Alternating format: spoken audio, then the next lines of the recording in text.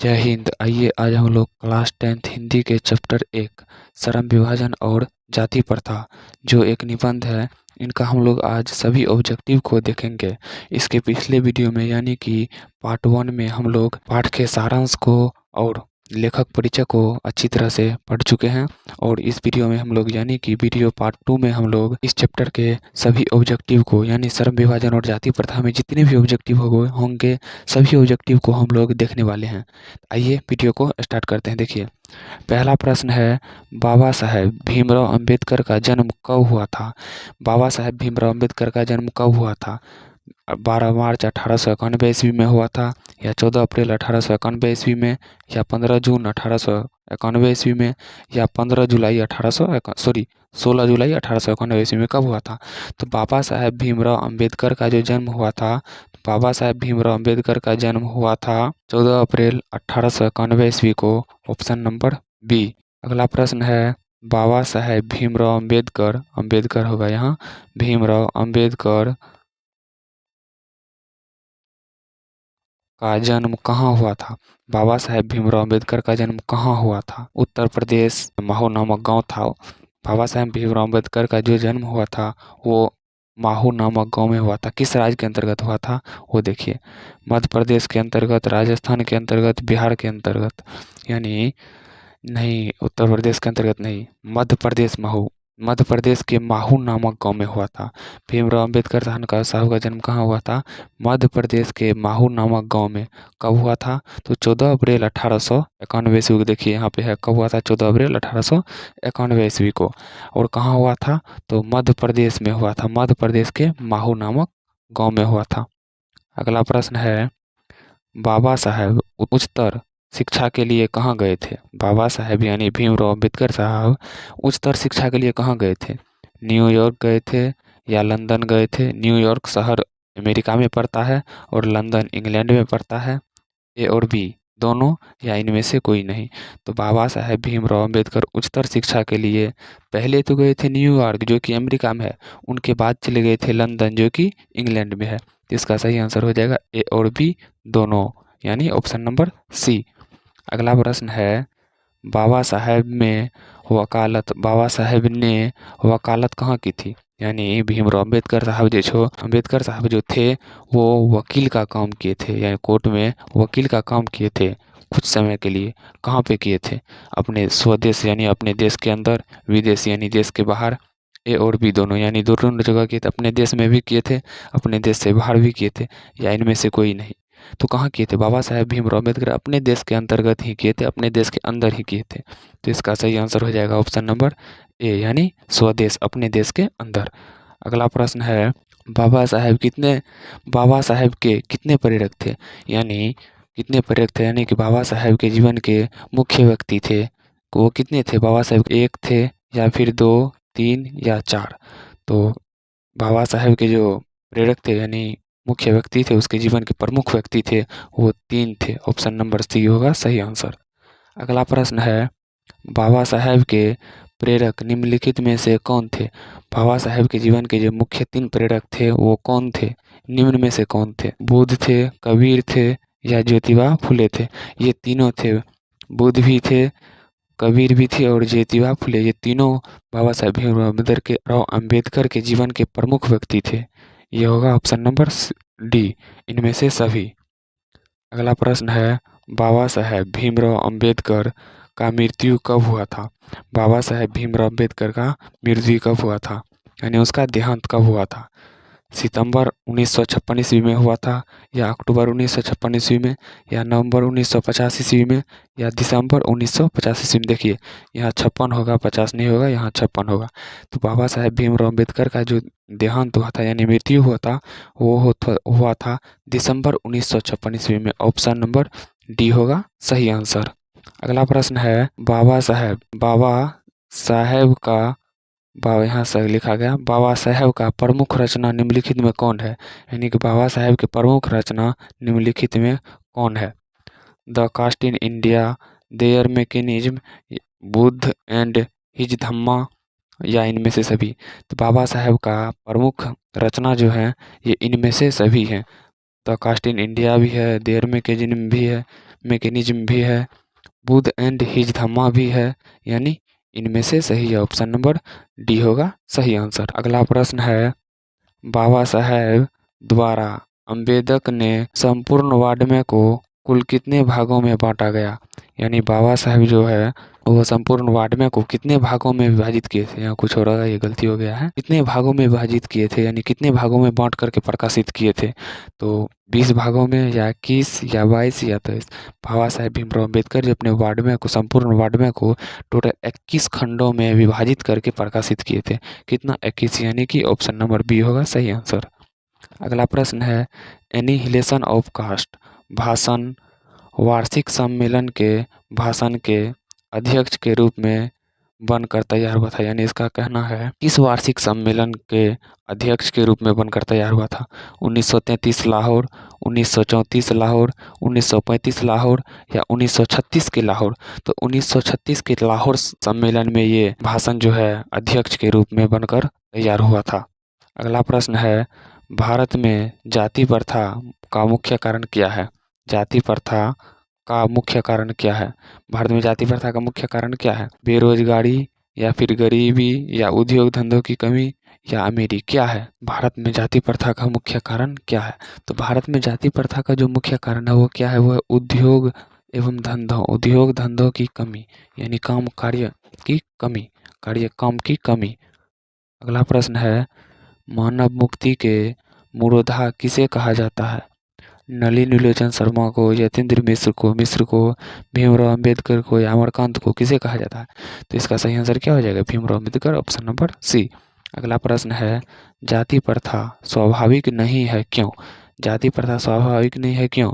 भेदभाव के कारण, शोषण के कारण, गरीबी के कारण या रुचि पर आधारित नहीं होने के कारण? ये जो है स्वाभाविक इसलिए नहीं है क्योंकि रुचि पर आधारित नहीं है, रुचि पर आधारित नहीं होने के कारण, ऑप्शन नंबर डी। क्योंकि इस जाति प्रथा का क्या काम है? जाति के आधार पर लोगों को बांटना, कार्य श्रम विभाजन का मतलब श्रम के आधार पर, काम के आधार पर लोगों का बांटना, इसलिए ये हो जाएगा ऑप्शन नंबर डी। अगला प्रश्न है, बाबा साहेब अम्बेडकर का जन्म किस राज्य में हुआ था? बाबा साहेब अम्बेडकर का जन्म किस राज्य में हुआ था? मध्य प्रदेश में या बिहार में या उत्तर प्रदेश में या बंगाल में? बाबा साहेब भीमराव अम्बेडकर का जन्म हुआ था मध्य प्रदेश में, ऑप्शन नंबर ए होगा सही आंसर। अगला प्रश्न है, बाबा साहेब भीमराव अम्बेडकर का जन्म कब हुआ था?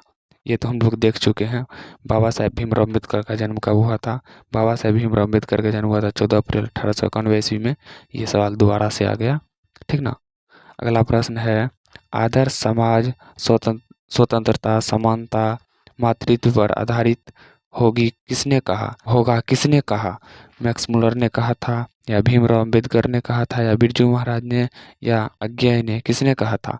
तो भीमराव अम्बेडकर साहब ने बोला था, जो आदर्श समाज वो स्वतंत्रता, समानता, मातृत्व पर आधारित होगा, किसने कहा था? तो भीमराव अम्बेडकर साहब ने कहा था। अगला प्रश्न है, श्रम विभाजन और जाति प्रथा के लेखक कौन है? श्रम विभाजन और जाति प्रथा के लेखक कौन है?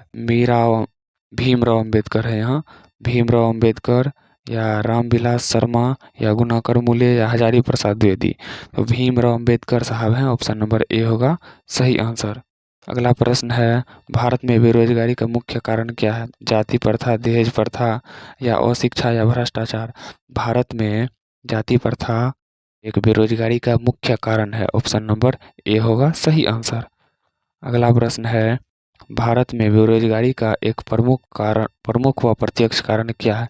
सती प्रथा, दहेज प्रथा, जाति प्रथा या बाल विवाह? 19 नंबर और 20 नंबर लगभग सवाल एक ही है। भारत में बेरोजगारी का मुख्य कारण क्या है, और है इसमें भारत में बेरोजगारी का प्रमुख कारण या प्रत्यक्ष कारण क्या है? इसका आंसर होगा जाति प्रथा। ये दोनों सवाल लगभग सेम है। अगला प्रश्न है, आधुनिक सभ्य समाज श्रम विभाजन को आवश्यक क्यों मानता है? आधुनिक यानी वर्तमान समय में सभ्य समाज जो है श्रम विभाजन को आवश्यक क्यों मानता है? कार्य कुशलता के लिए, भाईचारों के लिए या रूढ़िवादिता के लिए या इनमें से कोई नहीं? तो आधुनिक सभ्य समाज के जो लोग हैं वो कार्य कुशलता के लिए श्रम विभाजन को आवश्यक मानते हैं कि उसके समाज में काम आसानी से हो सके। अगला प्रश्न है, श्रम विभाजन और जाति प्रथा पाठ बाबा साहब के किस भाषण का संपादित अंश है? यानी बाबा साहेब भीमराव अम्बेडकर के किस भाषण से यह संपादित हुआ है, ठीक ना। द कास्ट इन इंडिया देकर देयर मैकेनिज्म या जेनेसिस एंड डेवलपमेंट या एनिहिलेशन ऑफ कास्ट या हु आर सुदरूज किससे हुआ है, यानी किसका अंश है। तो ये अंश है annihilation of caste, option number C annihilation of caste होगा सही आंसर।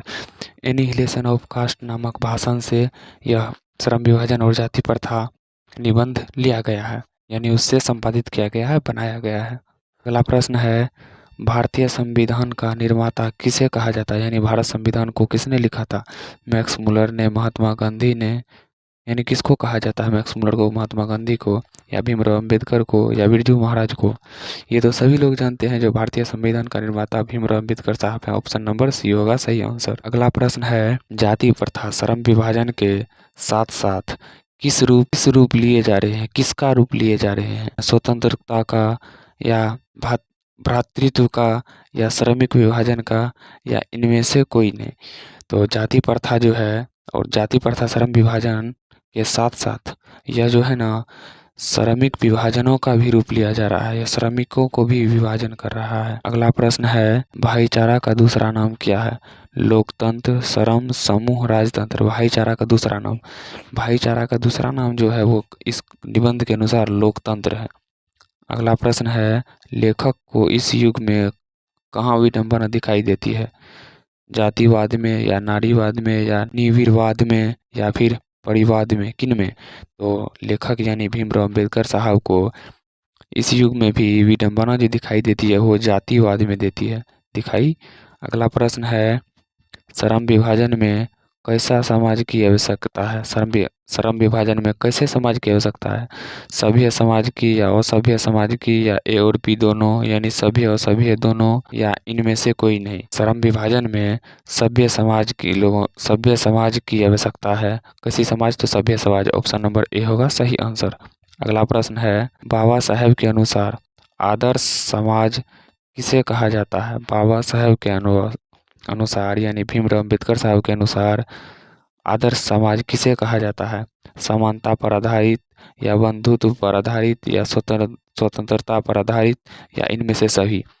समानता पे भी आधारित होना चाहिए, बंधुत्व पे भी आधारित होना चाहिए, स्वतंत्रता पे भी आधारित होना चाहिए, यानी इनमें से सभी। ऑप्शन नंबर डी होगा इसका सही आंसर।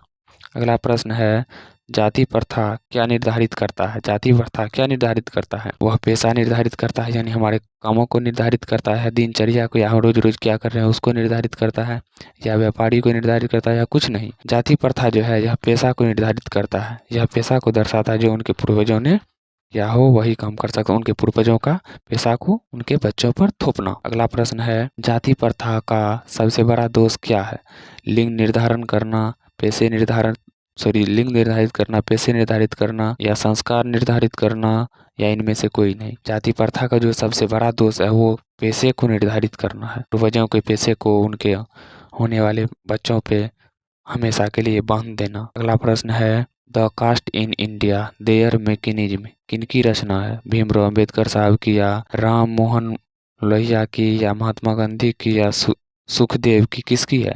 ये the caste in India their mechanism ये रचना जो है ये भीमराव अम्बेडकर साहब की है। ऑप्शन नंबर ए होगा सही आंसर। अगला प्रश्न है श्रम विभाजन और जाति प्रथा शीर्षक पाठ की विधा है, यह जो है श्रम विभाजन और जाति प्रथा क्या है, कैसी विधा है, यह निबंध है या कहानी है या रेखा चित्र है या डायरी है, क्या है। शुरू से ही पढ़ रहे हैं श्रम विभाजन और जाति प्रथा एक निबंध है। ऑप्शन नंबर ए होगा सही आंसर। अगला प्रश्न है अंबेडकर के अनुसार भाईचारों का वास्तविक रूप क्या है, अंबेडकर के अनुसार यानी भीमराव अंबेडकर के अनुसार भाईचारों का वास्तविक रूप क्या है, शहद की तरह, या दूध पानी के मिश्रण की तरह, या शक्कर पानी के मिश्रण की तरह, या इनमें से सभी। ये जो है बाबा साहेब भीमराव अम्बेडकर का कहना है भाईचारा का वास्तविक रूप क्या है। इस कहानी के अनुसार इस निबंध के अनुसार भाईचारा का वास्तविक रूप यह है कि दूध पानी के मिश्रण की तरह। अगला प्रश्न है भारतीय संविधान किसने लिखा, महात्मा गांधी ने, या जवाहरलाल नेहरू ने, या भीमराव अम्बेडकर साहब ने, या इनमें से कोई नहीं। किसने लिखा था, भारतीय संविधान को लिखने वाले थे भीमराव अम्बेडकर। इससे पहले भी सवाल ये आया था कि भारत का संविधान किसने लिखा है, भारत का संविधान किसने लिखा था, किसने लिखा है, सॉरी किसने लिखा है, इससे पहले भी ये सवाल आया हुआ है। देखिए तो भारतीय संविधान किसने लिखा था, यहाँ देखिए है 23 नंबर में भारतीय संविधान किसने लिखा था। तो भारतीय संविधान को लिखने वाले भीमराव अंबेडकर साहब थे। सॉरी 22 नंबर में भारतीय संविधान को लिखने वाले भीमराव अंबेडकर साहब थे। अगला प्रश्न देखिए अब क्या बोल रहा है, इसमें भी ये सेम सवाल हो गया, यानी ये सवाल भी सेम हो गया। भारतीय संविधान किसने लिखा था, बात ये की है भीमराव अंबेडकर साहब। अगला प्रश्न है हु आर सुद्राज किनकी रचना, हु आर सुद्राज भी भीमराव अंबेडकर साहब की रचना है या फिर अमरकांत की रचना है या महात्मा गांधी की रचना है या यतीन्द्र मिश्र की रचना है, किनकी है। हु आर सुद्राज भी जो है यह भी भीमराव अंबेडकर साहब की ही रचना है। ऑप्शन नंबर ए होगा सही आंसर। अगला प्रश्न है भीमराव अंबेडकर ने किस पत्रिका का संपादित किया था, भीमराव अंबेडकर साहब ने किस पत्रिका का संपादित किया था। उज्जवल उज्ज्वल भारत का या उड़ता भारत का या बहिष्कृत भारत का या इनमें से कोई नहीं। भीमराव अम्बेडकर साहब ने किस पत्रिका का संपादन किया था, तो बहिष्कृत भारत पत्रिका का संपादन जो है भीमराव अम्बेडकर साहब ने किया था। अब तो 1927 ईस्वी में, याद रखिएगा 1927 ईस्वी में भीमराव अम्बेडकर साहब ने बहिष्कृत भारत पत्रिका का संपादन किया था। अगला प्रश्न है जाति पाति तोरक मंडल कहाँ होना चाहिए, कहाँ होना था, यानी जाति पाति तोरक मंडल सम्मेलन जो था वो कहाँ हुआ था, कहाँ होना था। तो लाहौर में होना था या मुंबई में या हैदराबाद में या दिल्ली में, कहाँ होना था, लाहौर में होना था, हुआ भी था लाहौर में। अगला प्रश्न है श्रम विभाजन और जाति प्रथा पाठ बाबा साहेब के किस भाषण का संपादित अंश है। ये सवाल 2 बार आ गया, इस एक बार और भी आया था। इसका है the caste in India their mechanism का है ये, या जेनेसिस एंड डेवलपमेंट का है, या फिर एनिहिलेशन ऑफ कास्ट का है, या हु आर सुद्रुज का है, सुद्रज का है, किसका है। ये जो है श्रम विभाजन और जाति प्रथा ये किस पाठ बाबा साहेब के किस भाषण से संपादित हुआ है, किस भाषण का अंग है। ये जो है ये है एनिहिलेशन ऑफ कास्ट का, ऑप्शन नंबर सी। ये शायद 21 नंबर या 22 नंबर में ऐसा ही सेम सवाल है। देखिए 21 या 22 में था, 21 या 22 में, देखिए 21 में है, 21 में भी सेम सवाल है। श्रम विभाजन और जाति प्रथा पाठ बाबा साहेब के किस भाषण से संपादित अंश है का अंश है, तो एनिहिलेशन ऑफ कास्ट ये भी है। अगला देखिए क्या कहता है, 28 नंबर पे थे ना, 29 नंबर का सवाल देखिए क्या कहता, सॉरी 39 नंबर का, 29 नंबर का नहीं, 38 नंबर पे थे। नायक क्या है, 38 नंबर में बोल रहा है नायक क्या है। नायक जो है अखबार है या पत्रिका है या पुस्तक है या कहानी संग्रह क्या है। नायक एक पत्रिका है, ऑप्शन नंबर बी होगा सही आंसर। नायक जो है यह एक पत्रिका है।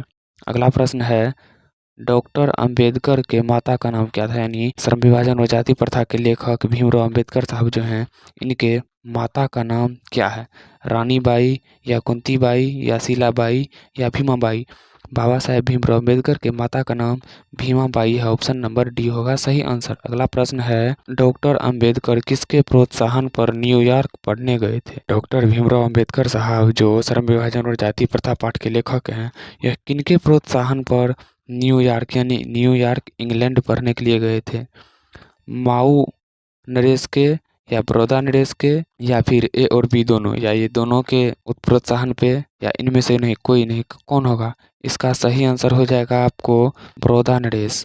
बड़ौदा नरेश के ही प्रोत्साहन पर भीमराव अंबेडकर साहब ने सबसे पहले न्यूयॉर्क अमेरिका, उनके बाद London England, sorry New York America में है, इंग्लैंड है, लंदन है इंग्लैंड में, जो कि न्यूयॉर्क के बाद गए थे। ठीक है। अगला प्रश्न है डॉक्टर भीमराव अंबेडकर के पिता का नाम क्या है। डॉक्टर भीमराव अंबेडकर साहब के पिता का नाम क्या है। रामदेव सकपाल या रामजी सकपाल या शाम किशुन सकपाल या राधेराम सकपाल, क्या है उनके पिताजी का नाम। भीमराव अंबेडकर साहब के पिताजी का नाम है Ramji Sakpal, option number B होगा सही आंसर। अगला प्रश्न है बुद्ध एंड हिज, बुद्ध यहाँ हिज होगा, बुद्ध एंड हिज धम्मा किनकी रचना है। भीमराव अंबेडकर साहब की रचना है या राम मनोहर लोहिया की रचना है या महात्मा गांधी की रचना है या सुखदेव की रचना है? बुद्ध एंड हिज धम्मा, ये रचना जो है ये भीमराव अंबेडकर साहब की ही रचना है। ऑप्शन नंबर ए होगा सही आंसर। तो हो गया इस चैप्टर का यानी श्रम विभाजन और जाति प्रथा चैप्टर का ऑल ऑब्जेक्टिव। इसमें टोटल 43 ऑब्जेक्टिव थे, सॉरी इसमें टोटल कितने ऑब्जेक्टिव हैं देखिए, इनमें टोटल हैं 42 ऑब्जेक्टिव। तो हम लोग आज इस वीडियो में 42 ऑब्जेक्टिव को देख चुके हैं, यानी वीडियो पार्ट 2 में ऑब्जेक्टिव 42 ऑब्जेक्टिव को हम देख चुके हैं। अब आएगा क्या, अब आएगा वीडियो पार्ट 3। वीडियो पार्ट 3 में आपको ऑल सब्जेक्टिव देखने को मिलेगा। अगर ये वीडियो आपको अच्छा लगा हो तो वीडियो को लाइक कीजिए, शेयर कीजिए और इस चैनल को सब्सक्राइब कर लीजिए, ताकि इस चैनल पे आने वाले हर नए वीडियो का नोटिफिकेशन सबसे पहले आप तक पहुंच सके। तो चलिए मिलते हैं किसी नेक्स्ट वीडियो में, तब तक के लिए जय हिंद।